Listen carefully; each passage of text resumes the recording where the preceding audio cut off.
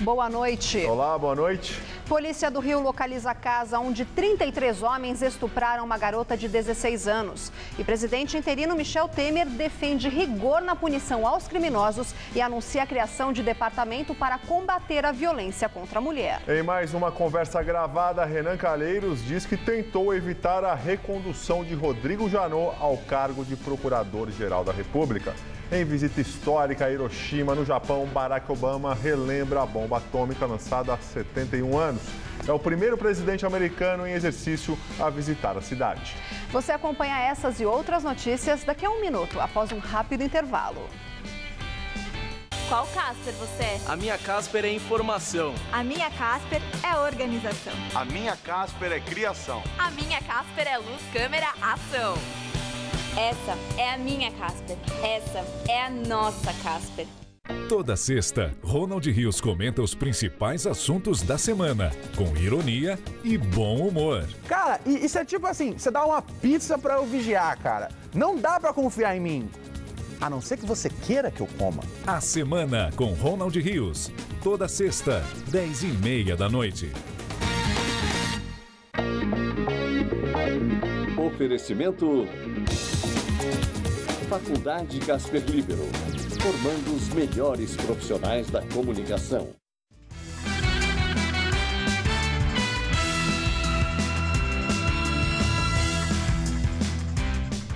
O comando da Polícia Civil do Rio de Janeiro deu uma entrevista sobre o caso do estupro coletivo de uma jovem de 16 anos. A polícia aguarda laudos para pedir a prisão dos suspeitos. Fernando Veloso, chefe da Polícia Civil do Estado, afirmou que o caso deixou a própria corporação perplexa. Segundo Veloso, o caso é absurdo. Esse é um caso emblemático, é um caso que mobiliza todos, dada, o absurdo das circunstâncias que estão no entorno dele, ainda que não se confirmem parte delas, e já é um absurdo por si só, a forma como isso começou, com a divulgação das imagens pela internet. O chefe da polícia informou que 4 suspeitos já foram identificados por participar do estupro ou divulgar as imagens do ato, mas que ainda não foi pedida a prisão dos envolvidos e nenhum dos suspeitos foi ouvido pela polícia. De acordo com as investigações, há indícios veementes de que houve estupro, mas é preciso aguardar o exame de corpo de delito. A polícia pode afirmar e assinar um documento, houve? Ainda não. Precisa do resultado de um laudo, precisa do confronto do laudo com outros depoimentos que ainda não aconteceram. Segundo a polícia, nem todas as 4 pessoas identificadas participaram do ato. Até agora tem 4 pessoas identificadas, só que dessas 4, nem todas as 4 efetivamente participaram do fato.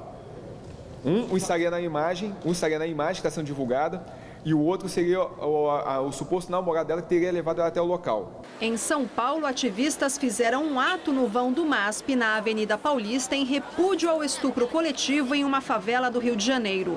Em depoimento à polícia, a adolescente disse que foi até a casa de um rapaz com quem se relacionava há 3 anos. Ela afirma que estava a sós na casa dele. A próxima lembrança que tem é apenas de domingo, quando acordou em uma outra casa, na mesma comunidade, com 33 homens armados. Os criminosos postaram as imagens na internet. Foi colado um cartaz em homenagem à vítima de estupro no Rio e a outras vítimas de violência sexual no mundo inteiro. É uma situação muito complexa, muito complicada, então a gente precisa conversar. A sociedade precisa sentar para falar sobre esse assunto, né? Mais que gritar palavras de ordem e tal, a gente precisa sentar e entender o que é o feminismo, o que é a cultura do estupro. No Twitter, o presidente interino da República, Michel Temer, repudiou o crime. O caso teve grande repercussão. Diversas campanhas nas redes sociais combatem a violência contra a mulher. A polícia localizou a casa onde ocorreu o estupro da jovem na zona oeste do Rio de Janeiro. Hoje, a adolescente prestou um novo depoimento. Ela também conversou com alguns jornalistas. A adolescente disse que se sentiu um lixo e que queria que as pessoas soubessem que a violência não é culpa da mulher. Os 4 suspeitos do caso são Marcelo Miranda da Cruz Correia, de 18 anos, e Michel Brasil da Silva, de 20 anos, que teriam divulgado o vídeo e as fotos na internet, além de Rafael Assis Duarte Belo, de 41 anos, que aparece em uma foto ao lado da vítima, e Lucas Duarte Santos, de 20 anos, que é o rapaz com quem a adolescente tinha um relacionamento. O advogado de Lucas diz que ele nega ter se encontrado com a adolescente na noite do crime. E o presidente interino anunciou ainda a criação de um departamento na Polícia Federal para combater os crimes contra a mulher. De acordo com a assessoria, Michel Temer pretende contar com a atuação de mulheres nesse trabalho. Além disso, ele está avaliando como será o formato da área, que terá uma estrutura dentro do Ministério da Justiça para coordenar o projeto. O ministro da Justiça, Alexandre de Moraes, se reuniu com o secretário de Segurança Pública do Rio de Janeiro, José Mariano Beltrame, para discutir o combate à violência contra a mulher. Segundo o ministro, o crime contra a adolescente que sofreu um estupro coletivo em favela no Rio não ficará impune e todos os envolvidos serão presos e condenados. Alexandre de Moraes convocou uma reunião com os secretários de Segurança Pública de todo o país para a próxima terça-feira para estabelecer uma agenda conjunta de combate à violência contra as mulheres e o grande número de homicídios. Questionado sobre a prisão dos envolvidos, o secretário de Segurança Pública do Rio, José Mariano Beltrame, disse que falta um detalhe jurídico para pedir a prisão de suspeitos de envolvimento no caso. O secretário Alexandre de Moraes confirmou que uma operação policial foi realizada hoje à tarde em Jacarepaguá e que está ligada à busca pelos estupradores da jovem, mas não quis dar detalhes da ação. E o caso ganhou destaque em diversos jornais internacionais. O site do canal britânico BBC diz que vídeo de estupro em massa postado em mídia social choca o Brasil. Já o do canal norte-americano CNN destaca que o crime gerou indignação nas redes sociais. O jornal espanhol El País coloca o caso como um dos destaques de sua página. Com o título Uma Nova Versão da Barbárie no Brasil, o jornal diz que homens se orgulham de seus delitos ao postá-los nas redes sociais. O jornal argentino La Nación, assim como o francês Le Monde e o americano The New York Times, também repercutiram a notícia.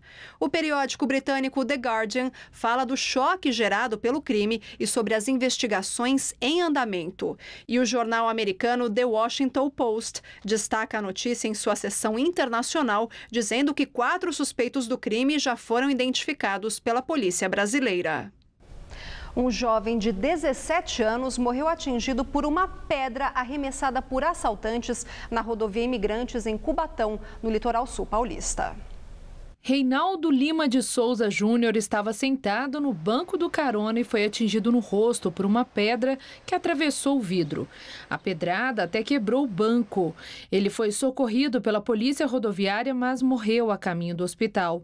Passageiros que estavam no banco de trás foram atingidos por estilhaços do vidro e socorridos. Segundo testemunhas, por volta das 10 horas da noite de ontem, criminosos fizeram uma barreira na rodovia com galhos e pedras para forçar os veículos a pararem e então efetuarem os assaltos. Como os motoristas não reduziram, os bandidos então começaram a jogar pedras contra eles. Outros carros também foram atingidos. Segundo a polícia, os assaltantes são moradores de comunidades da região. Ninguém foi preso até agora. Nova conversa gravada pelo ex-presidente da Transpetro, Sérgio Machado, mostra que o presidente do Senado, Renan Calheiros, tentou evitar que Rodrigo Janot permanecesse no cargo de Procurador-Geral da República. Os áudios foram divulgados pela TV Globo. Na gravação, Machado diz que o Senado não deveria ter aprovado a recondução de Rodrigo Janot para o cargo de Procurador-Geral da República para mais 2 anos. Janot foi reconduzido em setembro de 2015. Renan Calheiros responde afirmando que tentou evitar a permanência de Janot, mas disse que estava só. A assessoria de imprensa de Renan informou que o senador agilizou a recondução de Janot ao cargo no segundo mandato da presidente Dilma. E ainda repercutem os documentos divulgados pela revista Veja da delação do ex-deputado Pedro Correia. Pois é, Lu, em um deles, o ex-presidente do Partido Progressista faz um relato contundente do envolvimento do ex-presidente Lula no Petrolão. Pedro Correia cumpria a pena em regime semiaberto, condenado no Mensalão petista, quando foi novamente preso em abril do ano passado por envolvimento no esquema de corrupção da Petrobras. A delação de Pedro Correia ainda não foi homologada pelo ministro Teori Zavascki, relator da Lava Jato. Correia disse que usou a política para negociar propinas por mais de 30 anos. Num dos documentos publicados pela revista Veja, Correia diz que o ex-presidente Lula gerenciou pessoalmente e de dentro do Palácio do Planalto o esquema de corrupção da Petrobras, desde a indicação dos diretores da estatal até a divisão do dinheiro desviado entre políticos e partidos.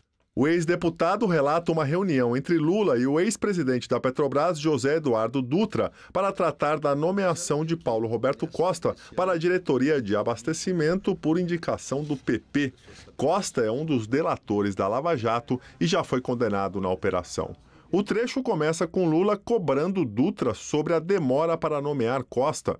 O então presidente da estatal, segundo Correia, respondeu que a mudança era um assunto complicado dentro da empresa e que não era apenas competência dele nomear Costa. Lula teria ameaçado demitir os conselheiros. 15 dias depois, em maio de 2004, Paulo Roberto Costa foi nomeado. Em outro trecho, o delator descreve situações de como Lula teria tratado com caciques do PP dos contratos da diretoria de abastecimento da Petrobras, comandada por Paulo Roberto Costa. Correia diz que parlamentares do Partido Progressista se rebelaram contra o avanço do PMDB nos contratos da diretoria de Paulinho. Um grupo teria ido ao Palácio do Planalto reclamar com Lula da invasão. Lula, segundo a reportagem de Veja, teria reclamado e dito que os deputados estavam com as burras cheias de dinheiro. O ex-deputado citou ainda reuniões com deputados e senadores do PMDB para a partilha de propinas do esquema de corrupção na Petrobras. Entre eles, Renan Calheiros, Eduardo Cunha, Henrique Alves, Romero Jucá, Edson Lobão e Jader Barbalho. E que em 2006 o PMDB chegou a cobrar propina de 18 milhões de dólares para manter apoio a Paulo Roberto Costa e Nestor Cerveró na Petrobras. Teriam sido pagos 6 milhões de dólares. Em nota, o Instituto Lula afirmou que há mais de 2 anos o ex-presidente Lula tem as contas, impostos, viagens e conversas devassadas e não se encontrou nenhum fato que o associe aos desvios da Petrobras, porque Lula sempre agiu dentro da lei. O Partido Progressista afirmou que não admite a prática de atos ilícitos e reafirma confiar no trabalho da Justiça. O senador Renan Calheiros negou as alegações e afirmou que continua à disposição da Justiça para quaisquer novos esclarecimentos. Eduardo Cunha disse que a acusação é uma piada. Já a defesa de Romero Jucá e Edson Lobão afirma que Pedro Correia faz uma não delação e classificou as acusações como uma irresponsabilidade. Alves afirma que nunca tratou desses assuntos com Correia ou com outra pessoa. Os outros citados negaram ter recebido ou pago propina a quem quer que seja. Superior Tribunal de Justiça homologa a delação de empresário considerado operador de um suposto esquema de corrupção que envolveria o governador mineiro Fernando Pimentel, do PT. Segundo uma reportagem do jornal Globo, publicada na última segunda-feira, em um de seus depoimentos aos procuradores da República, Bené afirmou que só da Caoa, representante da Hyundai no Brasil, Pimentel teria recebido 10 milhões de reais. Bené também teria dito que houve irregularidades em negócios financiados pelo BNDES na Argentina e em Moçambique e que Pimentel teria sido um dos supostos beneficiários. O suposto esquema é investigado pela Operação Acrônimo. E o juiz Sérgio Moro, que coordena a Operação Lava Jato, criticou hoje, durante um simpósio em Curitiba, 2 projetos de lei que tramitam no Congresso Nacional. Um dos projetos propõe que pessoas presas não poderiam fazer acordo de delação. O outro projeto mudaria uma decisão do Supremo de liberar da prisão os condenados em segunda instância. Sérgio Moro disse que os projetos são uma tentativa de retorno ao status quo da impunidade dos poderosos. Os projetos são de autoria do deputado federal Vadir Damus, do PT, um dos interlocutores gravados em conversas com o ex-presidente Lula em março, tentando obstruir a justiça.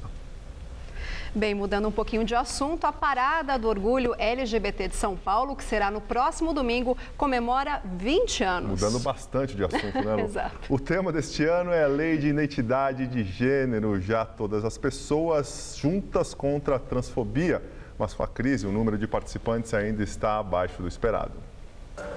Ao todo, 17 trios elétricos vão participar do evento. Segundo a organização, o objetivo é fazer uma grande mobilização para que a Lei de Identidade de Gênero seja aprovada. Este ano, os frequentadores pretendem gastar menos em relação ao ano passado. Segundo a Associação Brasileira da Indústria de Hotéis, pelo menos 70% da rede hoteleira está com os leitos preenchidos. Em 2015, a ocupação foi de 90%. Já os hostels, uma opção bem em conta, estão lotados. Nessa unidade da região da Avenida Paulista, já tem decoração de festa. Esse ano vieram muitos hóspedes da Colômbia e muitos hóspedes do sul do país, como Porto Alegre e Curitiba. Eu nunca tinha me montado e eu resolvi me montar nessa parada. Então eu estou registrando algumas coisas de maquiagem, de cabelo, de calçado. O Sérgio participa há 5 anos da parada. Ele veio do Paraná para acompanhar a festa. A expectativa é você aproveitar a época, né, que tem um feriado longo, legal, né, para você fazer um tour por São Paulo, que é uma cidade muito gostosa, tem muitas opções culturais, né, e conhecer pessoas de todos os lugares do mundo inteiro. Os acessórios são a parte que não pode faltar. Isso porque o público da Parada do Orgulho LGBT prefere um toque especial para criar as próprias fantasias. Peruca, eles querem um chapéu, uma cartola, nem algema, aquela estola de penas, né, que é aquela 7 cores, né, que eles falam arco-íris. É o que a gente vende. A parada é a gente se mostrar, né? A gente reivindicar, a gente mostrar que a gente existe na sociedade, mostrar que a gente é pessoa como qualquer pessoa, seja hétero, seja qualquer outra coisa. Nós somos pessoas, queremos nossos direitos, queremos viver como o resto da sociedade vive.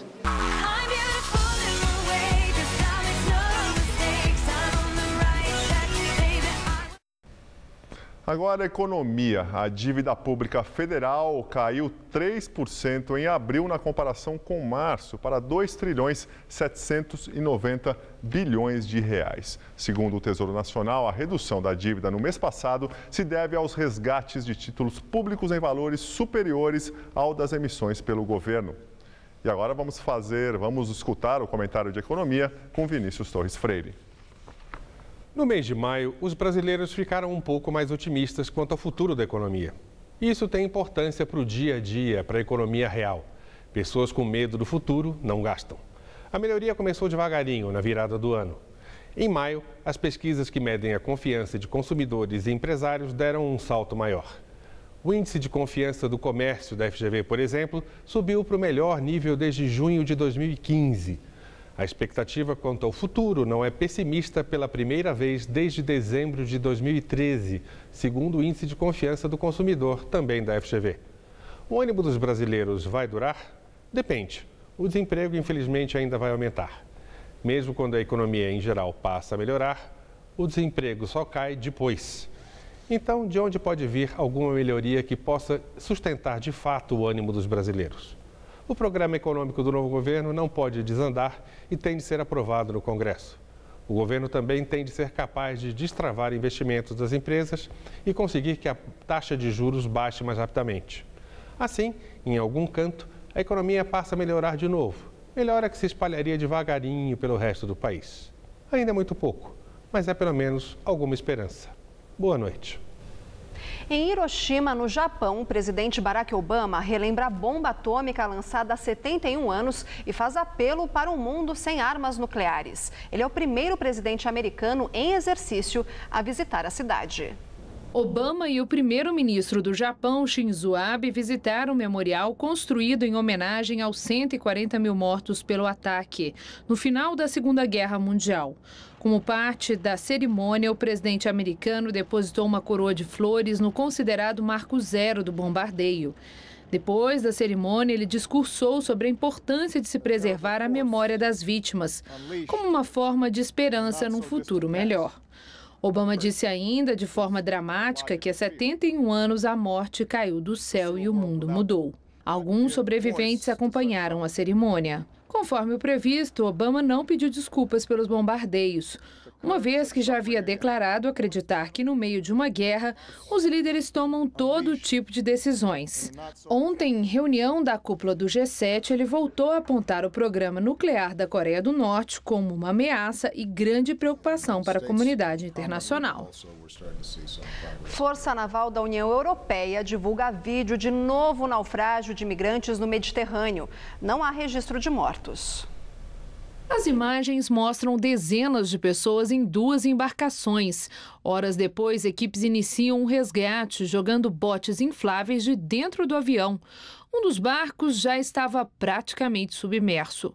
Em seguida, botes da Marinha Espanhola chegam para retirar o restante dos migrantes da embarcação. As autoridades não informaram o local do naufrágio, já que é o segundo no Mediterrâneo em apenas 2 dias. Bom, o final de semana já está aí e o tempo deve ficar bem parecido com hoje, com muita nebulosidade e algumas aberturas de sol. Mas será que vai chover? Hoje não choveu. Pelo menos hoje não. Mas vamos ver mais detalhes na previsão para todo o estado de São Paulo.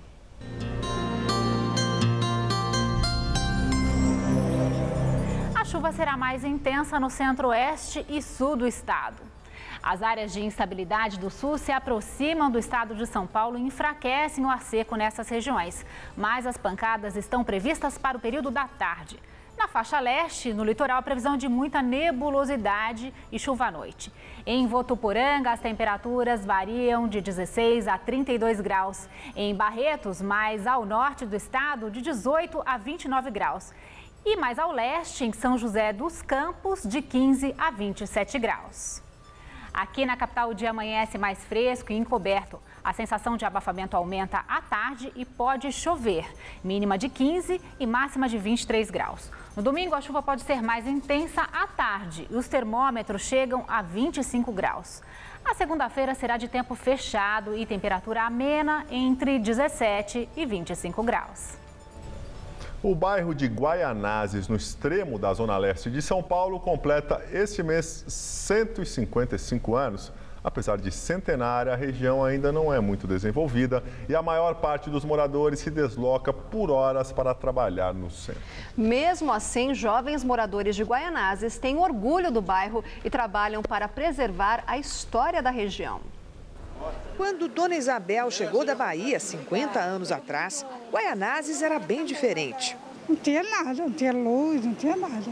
O bairro na Zona Leste, com 270 mil habitantes, cresceu a partir das olarias do passado e dos trilhos da estrada de ferro que escoavam os tijolos e também a produção das pedreiras da Redondeza. Foi em volta da igreja de Santa Cruz, fundada em 1879, que o povoado se expandiu a partir da década de 1940. O nome Guaianazes vem dos primeiros moradores, os índios guaianás, que com a chegada dos portugueses desapareceram totalmente no fim do século XVI. Depois, na época do Império, toda essa região era passagem e também ponto de parada para os tropeiros que seguiam em direção ao Rio de Janeiro, a então capital do país. Esse professor, autor de um romance baseado na história do bairro, conta que Guaianazes surgiu de uma mistura de povos. Nós temos japoneses, italianos, alemães. Que vieram trabalhar. Sem dúvida, nordestinos de forma geral. E mantém a condição de bairro dormitório. Sua grande maioria trabalha fora do bairro, né? Trabalha ainda fora, pegando suas conduções para vir tarde da noite e dormir por aqui. O crescimento desordenado, fruto da construção de moradias em áreas invadidas, deixou o espaço cada vez mais apertado e sem a infraestrutura que os moradores precisam. Falta saúde, quer dizer, tem um hospital para a região de Guaianazes e Lajeado, né? Aí por volta de 500 mil habitantes. Falta um AMA, né? A questão da educação tem os seus problemas, saneamento básico, né? Na contramão das dificuldades, esse grupo de jovens trabalha para guardar a memória do bairro. Eles se reúnem com os moradores mais antigos para colher depoimentos e estão juntando documentos e fotos para um acervo digital que vai contar a história de Guaianazes. A gente vem descobrindo aí coisas muito importantes. Por exemplo, há um vestígio de que existia um espaço aqui que foi um um aparelho do DOPS na década de 70, né? Você tem os grupos de samba, as escolas de samba, você tem a escola de samba muito estruturada em torno do futebol, né? Muito conhecida aqui o Botafogo de Guaianazes. Então você tem todo um processo que a gente busca coletar esse material, guardar e registrar ele digitalmente para futuramente aí ficar num acervo público digital.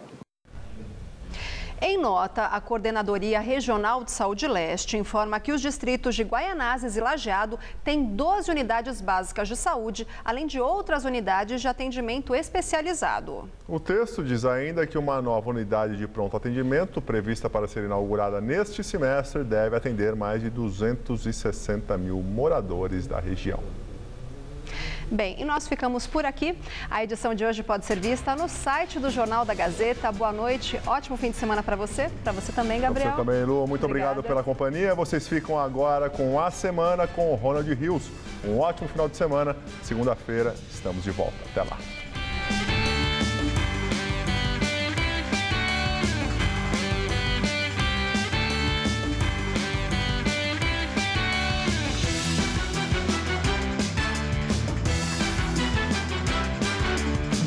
Bonifon recebe o sambista Germano Matias no Todo Seu. Daqui a pouco, 11 da noite.